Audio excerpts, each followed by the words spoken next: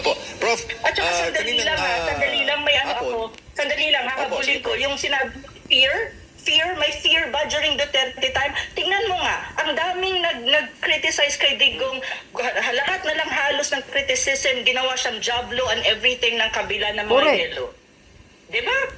May pinasarabang, mayroon ba siyang kinasuhan na nagsabi sa kanya na, mamatay ka na lang, Digong, ganyan. Kinasuhan niya? Mayroon? May pinatanggal ba siya ng mga official ng gobyerno or mga tao sa kung saan-saan na nagkikriticize niya? Wala.